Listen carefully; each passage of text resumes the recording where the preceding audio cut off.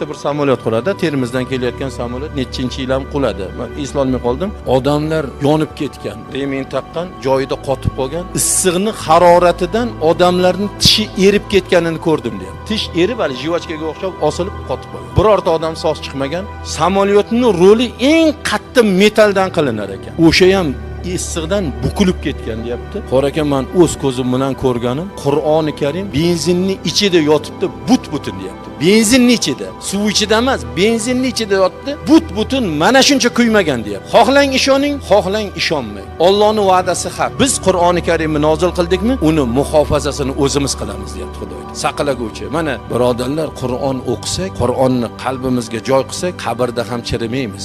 Agar biz Qur'onga oshno bo'lsak, Qur'onga muhabbatli bo'lsak, ahli Qur'onlarga muhabbatimiz bo'lsa, ularni e'zozlasak, Qur'onni hurmatidan, Parvardigor sizga bergan Qur'onni menga ham, meni farzandlarimga